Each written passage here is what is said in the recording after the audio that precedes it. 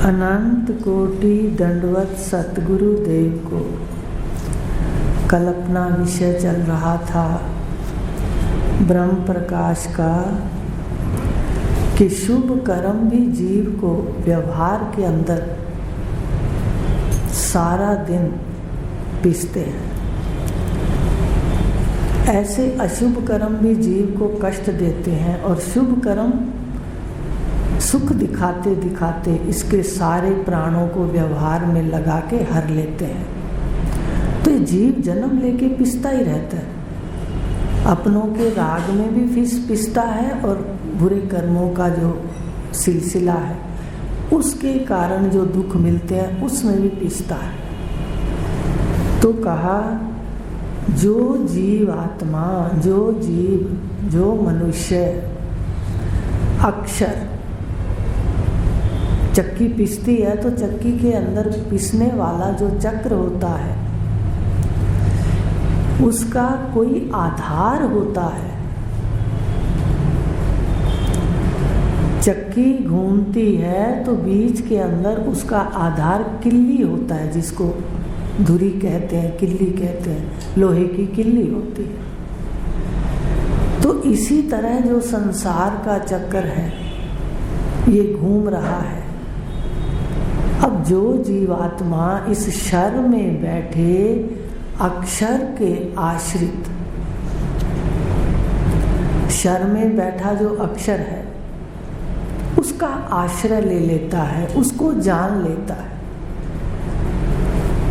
ये जो जितना भी चक्कर घूम रहा है माया का, उत्पत्ति, स्थिति और लय, ये माया का चक्कर घूम रहा है, ये शर है, हर क्षण बदल रहा है, इतना तेजी से बदल रहा है कि पता ही नहीं चलता कि बचपन से जवानी और जवानी से बूढ़ेपा और बूढ़ेपे से लय शरीर का पता ही नहीं चलता। कैसे इतनी जल्दी ये बात सामने आ जाती है, ये इतना तेजी से भाग रहा है शर। तो इसको माया का कार्य कहते हैं। इसको जिसने थाम रखा है, जिसके आश्रित ये शरीर चल रहे हैं, शर शरीर जिसके आश्रित चल रहे हैं उसको अक्षर कहते हैं। और वो आपकी मैं है, वो इस शरीर का, इस सारी सृष्टि का बीज है। इसलिए अगर दर्शन करने हैं तो अपनी मैं जहाँ से आई है वहाँ जाके देख लें कि बीज कैसा है। सारे वृक्ष के अंदर बीज ही होता है। ऐसे ही जो अपनी अहम है, इसका जहाँ लय है वो इस शरीर का, इस कर्मों का बीज है। उस बीज के अंदर हमारे सारे शरीर की आंखें, कान, नाक सारा उसी से तैयार होता है। तो इसी प्रकार हम ये देखें कि जो अक्षर है, जो नहीं बदलता, जो एक रस रहता है, चक्की की तरह जागृत आती है, स्वप्न आता है, सुषुप्ति आती है, चक्कर घूम जाता है दिन का, एक दिन बीत जाता है, फिर दूसरा दिन फिर चक्कर चलता है, जागृत, स्वप्न, सुषुप्ति, फिर चक्कर चलता है, जागृत, स्वप्न, सुषुप्ति। तो ये मैं आपकी जो है ये सदा रहती है, आपके आश्रित शरीर है। जागृत आती है तो भी दृष्टा हो, स्वप्न आता है तो भी दृष्टा हो, आप रहते हो। ये आती है और चली जाती है, सुषुप्ति आती है, चली जाती है, आप उसके दृष्टा हो, ज्ञाता हो। तो आप अक्षर हो। अक्षर माने जो मरता नहीं, जो शर नहीं होता, घटता नहीं, बढ़ता नहीं। तो इसलिए जो अक्षर आत्मा को जान लेता है वो इसका आश्रय ले लेता है किल्ली का, अहम आत्मा, अहम अस्मि। गुरु के शब्द में अपनी सूरत को लगा देता है। आप अक्सर सुनते होंगे, योग मार्ग में भी कहा जाता है शब्द और सूरत का मेल, आपने बहुत बार सुना होगा। ये जो भगवान कृष्ण है या राधा के स्वामी कहो, ये दो योग है, कर्मजन्य योग और एक नित्य योग। तो नित्य योग जो आप अध्ययन कर रहे हो, ज्ञान योग, और कर्मजन्य योग जो करके लगाया जाता है, कर्म करके योग को प्राप्त किया जाता है। तो इसके अंदर साफ बताया गया कि ये जो योग है आपका पहले से योग है हर चीज के साथ। आप जागृत है, स्वप्न है, सुषुप्ति है, आप इसमें दृष्टा भी हो, और ये सारी आपके अंदर लय हो जाती है। इस सब का बीज आप हो। समझ आ रही है? वृक्ष सारा का सारा फिर बीज के अंदर लय हो जाता है। कैसे? सृष्टि के अंदर हर वस्तु का बीज है। उद्बीज खानी भी बीज है, जिसका बीज ना हो बता देना। स्वेदज खाने में भी बीज है। स्वेदज खाने का क्या बीज है? थोड़ी सी जल की बूंद आई, उसमें कोई और बीज नहीं है। जुएं आदि जो है स्वेदज में पैदा हो जाती है, बीज तो हुआ ना जल। ऐसे उद्बीज में है बीज, आपको सब पता है। स्वेदज में है, अंडज में है, पक्षियों में अंडे से जो प्रकट होते हैं उनका भी बीज है ना। अंडे के अंदर जो जल होता है वही तो बीज है, उसमें ही तो सब कुछ छुपा हुआ है जो पक्षियों का है। ऐसी विलक्षण सृष्टि है, सबका बीज है। जरायुज का बीज है पशुओं का, आप मनुष्य की खाने में भी बीज है। तो ध्यान दो कि हर बीज के अंदर उसके टहनियाँ भी हैं, उसकी शाखाएं भी हैं, उसके फूल कौन से रंग के हैं, रंग भी हैं। पर आश्चर्य है, उस छोटे से बीज में कुछ भी नहीं दिखता। सारी सृष्टि का लय कहाँ है? वृक्ष बीज से उत्पन्न होता है, फिर आखिर में विस्तार को प्राप्त करके फिर फल के अंदर फिर बीज होता है, वही बीज जो बोया था। और वो एक बीज एक को अहम बहुश्याम हो जाता है। यही तो कहा सृष्टि में। तो ये जो मनुष्य बैठा है इसका भी ध्यान दो। इसकी जो अवस्थाएं हैं, जिसको शर कहा, उस सब का बीज कौन है? अक्षर। लय कहाँ होता है इनका? जैसे सारे बीज में से वृक्ष प्रकट हो गया, उसकी टहनियाँ, उसके पत्ते, उसके फूल, उसका फल, फिर उसमें फिर बीज। तो सारे का लय किसमें हो गया? बीज में। फिर और बीज बोओगे तो फिर और होगा।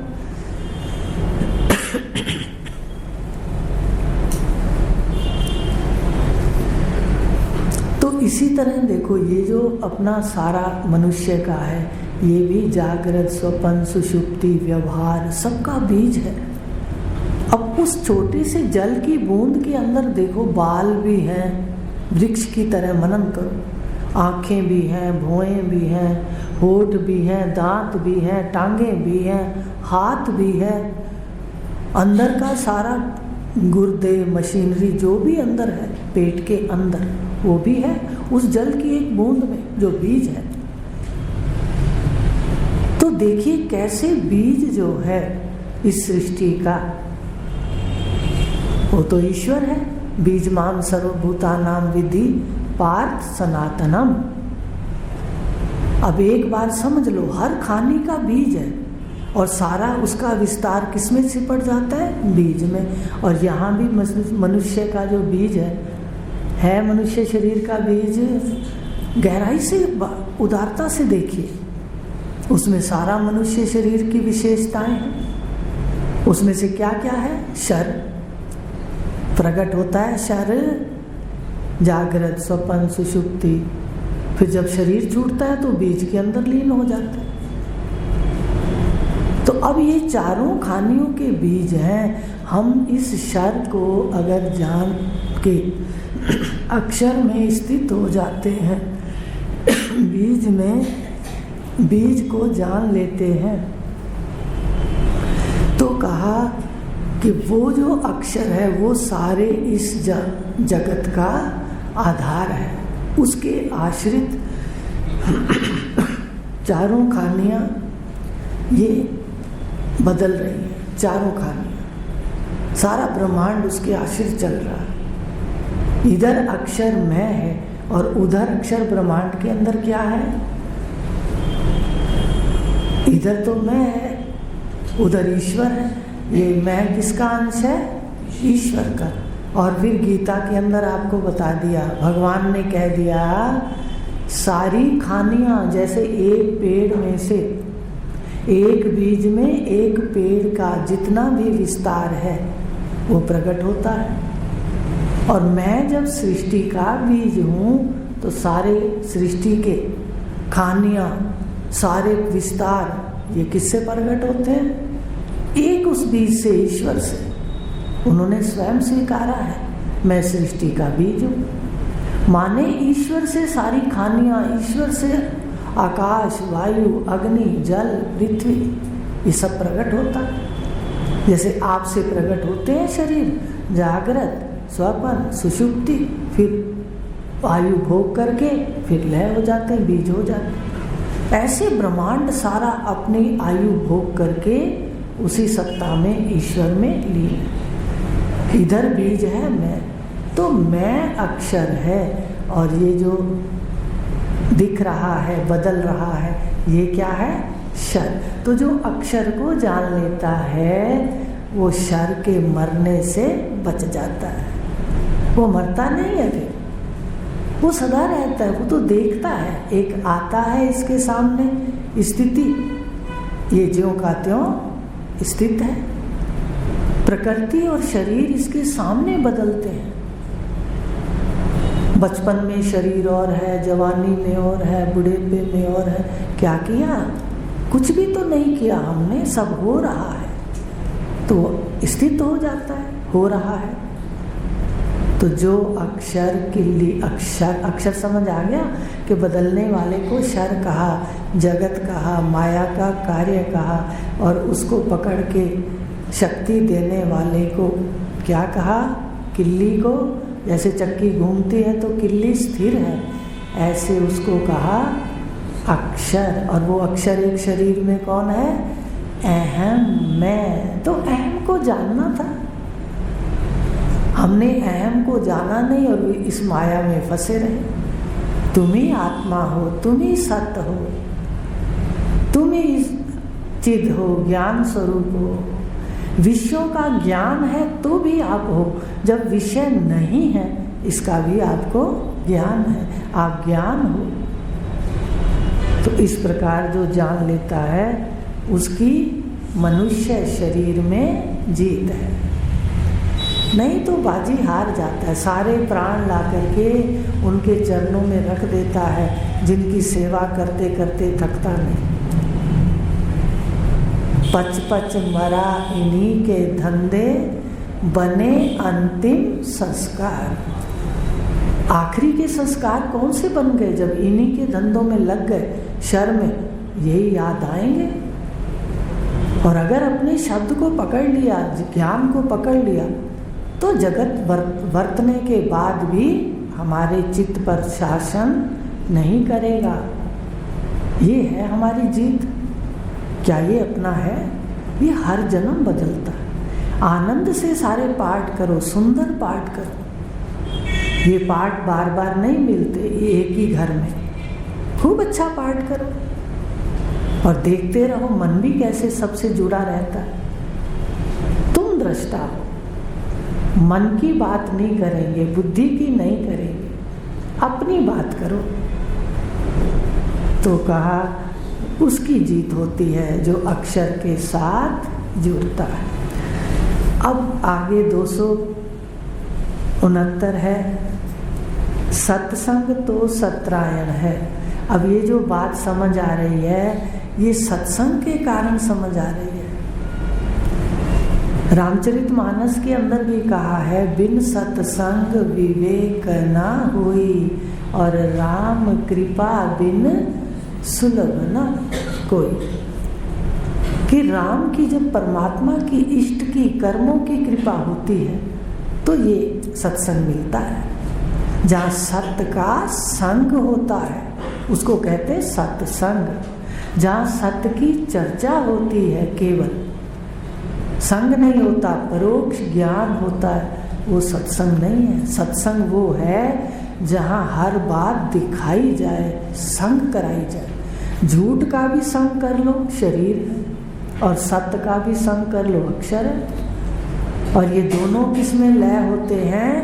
पुरुषोत्तम के अंदर, उत्तम पुरुष परमात्मा के अंदर। ये अहम और ये ईदम, शरीर। अब चलते हैं, सब कहते हैं परमात्मा को प्राप्त करना है, बड़ी इच्छा है परमात्मा के मिलने की, परमात्मा को जानना है। तो 2 दिन का काम थोड़े ही। आके बैठे हैं, बड़े जिज्ञासु हैं, याद आ गया कि ऑफिस में जाना है, याद आ गया दुकान का टाइम हो गया, याद आ गया कि खाने बनाने का टाइम हुआ, तो ना आव देखा ना ताव, और उचक के चले गए।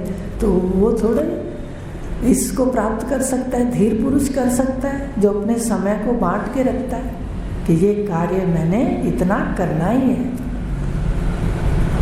तो सत्संग, सत्य का संग जहाँ हो, वो सत्य का संग सत्संग है। तो वो सत्संग सत्रायण है। सत्य माने, सत्रायण माने त्राण। त्राण देता है, मन को शांति देता है। जहाँ सत्य का संग होता है, अहम का संग होता है, अक्षर का संग होता है, पुरुषोत्तम का संग होता है। और जो ये सूरत है, शब्द में मिलती है। आपने योग में सुना ना, शब्द और सूरत का मेल। तो सूरत क्या है? सूरत है वृत्ति, और शब्द हैं गुरु के, ज्ञान के, सत्संग के, सत्य का संग कराने वाले।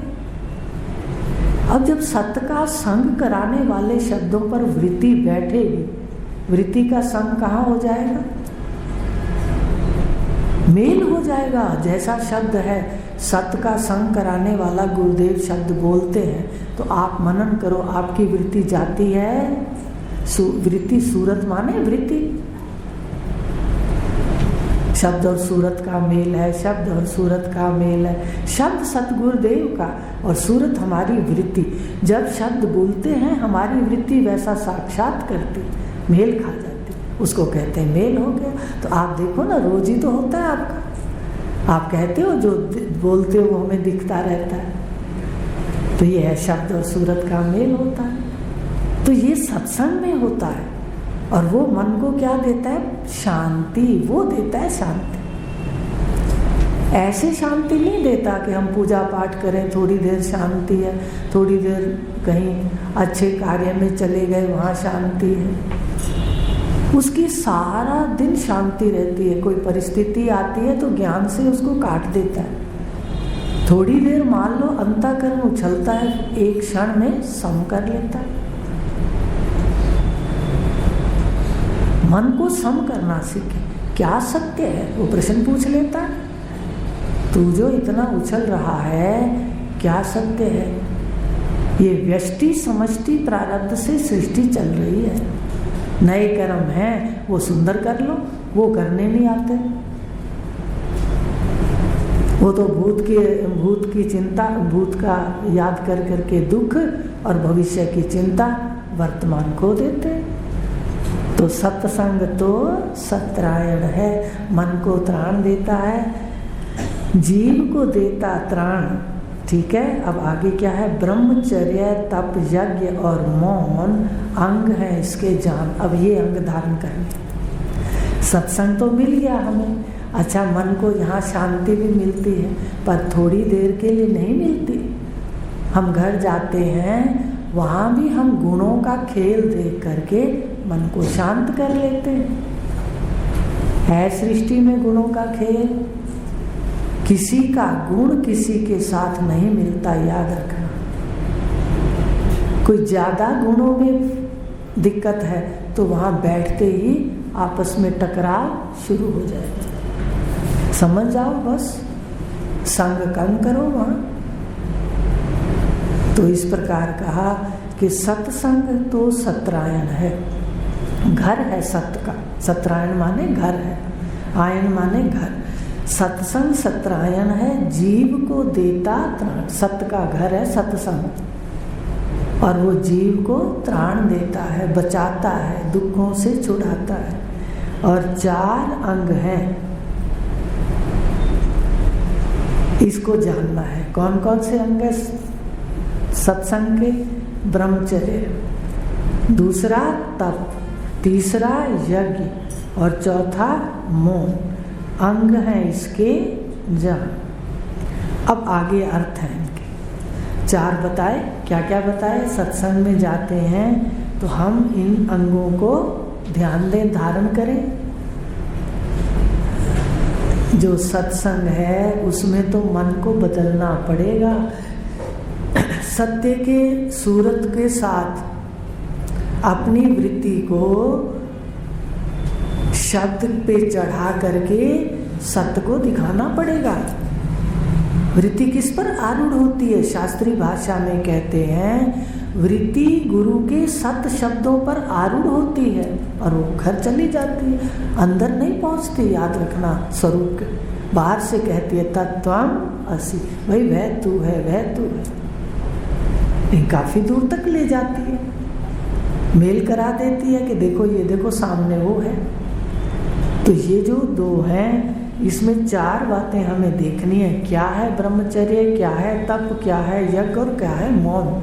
एक होता है बच्चों का मौन, वो समझते हो बच्चों का मौन कौन सा? आज मेरा मौन है, ठीक है, कॉपी लेके बैठे हुए हैं, ठीक है, कोई आया तो लिख लिख के दे रहे हैं उसको। ये बच्चों वाला मौन नहीं है तत्वज्ञानी का। तत्वज्ञानी का मौन अलग है, वो सुन लो। इसमें पढ़ा तो होगा आप लोगों ने। तो ब्रह्मचर्य क्या है, मौन क्या है, तप क्या है और यज्ञ क्या है, ये सब उसके अंग हैं सत्संग के। अब 370 श्लोक कह रहा है ब्रह्म प्रकाश का मनन होवे। मौन माने ब्रह्म प्रकाश का जो ज्ञान है उसका घर श्रवण जो है आपका, उसका मनन होवे। अब ध्यान से सुनो, मौन किसको कहते हैं? ब्रह्म प्रकाश का मनन होवे, मौन में आसान, ब्रह्म ज्ञान में वृत्ति का विचरण। अभी बताया था ब्रह्म ज्ञान जो ले रहे हो उसमें आपकी सूरत बार बार उसको मनन करिए। वृत्ति बार बार, सूरत माने वृत्ति, शब्द माने गुरु का ज्ञान। तो वृत्ति उन शब्दों के अंदर बार बार मनन करे। इस विचरण को, ये जो वृत्ति ब्रह्म के जो गुरुदेव के शब्द हैं, तत्व ज्ञान के, सत्ता के, स्वरूप के, अपने अहम के, बीज के, उसमें विचरण करे। बार बार वृत्ति उसको जुगाली करे, बार बार उसका मनन करे। ब्रह्म ज्ञान में वृत्ति का विचरण ब्रह्मचर्य है नाम। तो ब्रह्मचर्य वास्तव में क्या है? ब्रह्मचर्य माने ब्रह्म ज्ञान में वृत्ति का विचरण। शब्द में, गुरु के शब्द में सूरत का मेल। भाई सूरत का जो स्वरूप बताया सतगुरु ने, अपनी सूरत बताई, अपने आत्मा का स्वरूप, उनके अंदर हमारी वृत्ति डूब जाए, विचरण करे। ये असली ब्रह्मचर्य है। और एक ब्रह्मचर्य कहते हैं जो संतान की उत्पत्ति का कारण है, उसके अंदर संयम या उसको त्याग देते हैं। दो तरह से ब्रह्मचर्य कहते हैं ना। ये ब्रह्मचारी है, तो ब्रह्मचारी क्या होता है? भाई वो अब विवाह नहीं किया उसने, तो ये ब्रह्मचर्य आपका है। तत्व ज्ञान का कौन सा ब्रह्मचर्य है? ब्रह्म ज्ञान में वृत्ति का विचरण ब्रह्मचर्य है नाम। पहला है शब्द ब्रह्मचर्य, दूसरा है तप। अब आगे का श्लोक कह रहा है ब्रह्म प्रकाश की प्राप्ति का साधन शुद्ध मन होए। देखो, मन जब तक शुद्ध नहीं है तब तक आप ज्ञान को, अपने स्वरूप को निरावरण नहीं कर सकते।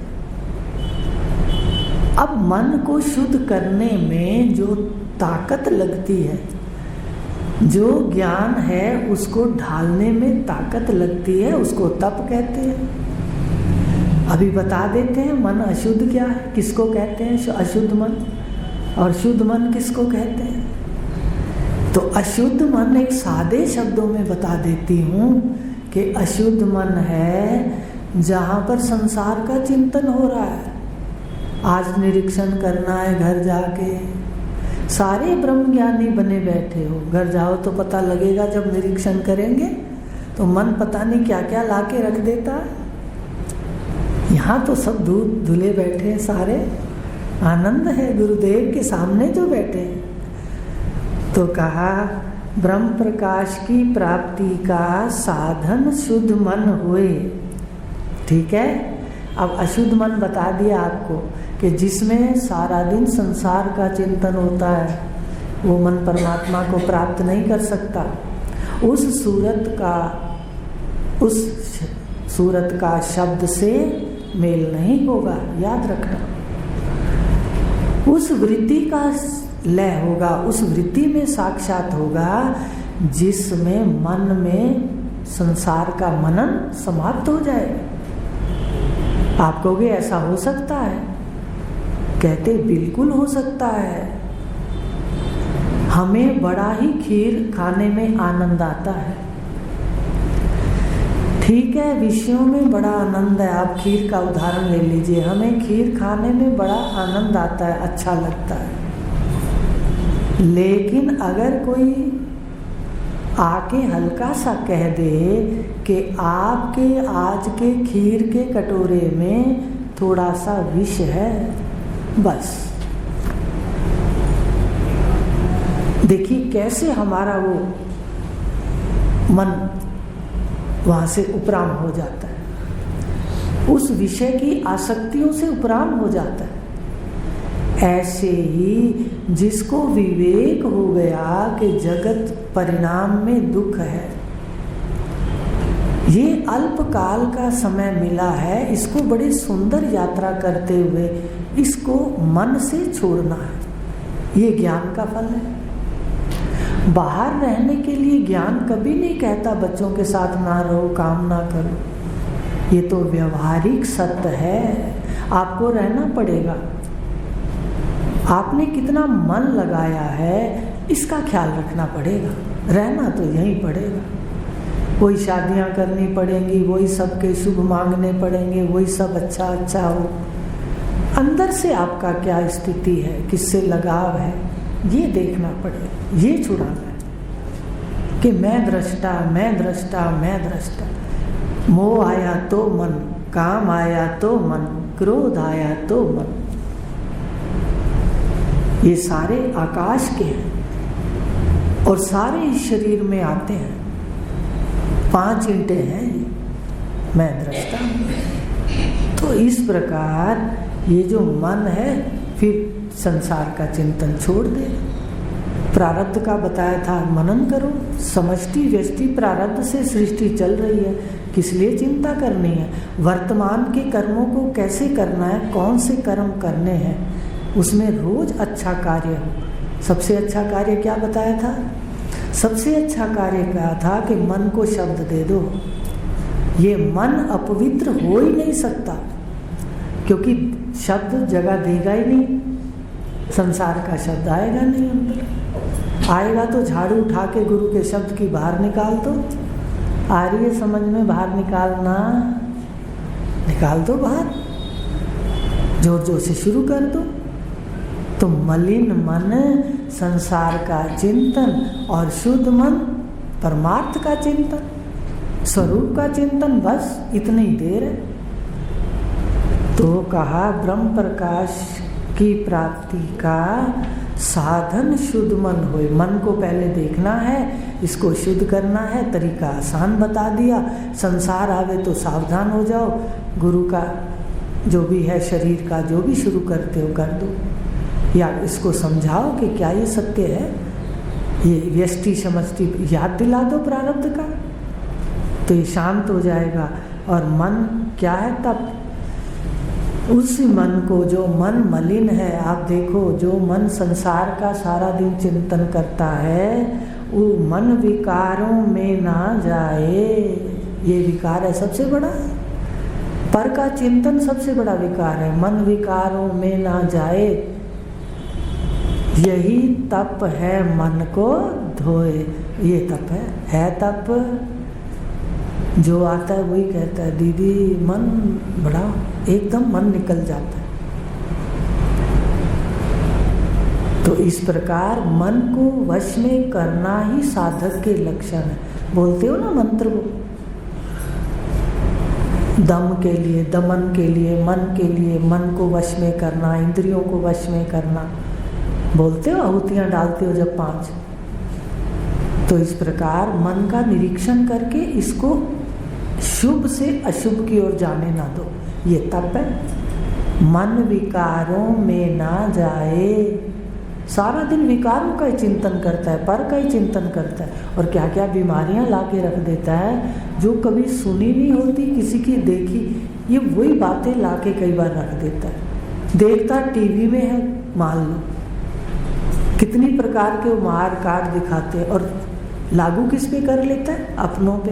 कोई घंटा लेट आए तो इसके मन में क्या चलने लग जाता है।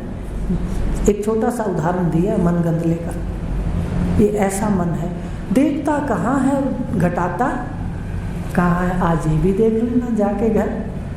तो मन विकारों में ना जाए, यही तप है, मन को धोए। तो ये तप है, आज इतना ही लेंगे। तो कल आज जाके देखना वृत्ति का विचरण किस में होता है, और फिर मन क्या क्या लाता है, आप उसको अपने अनुसार ढालने के लिए तप करना पड़ेगा, दम लगेगा।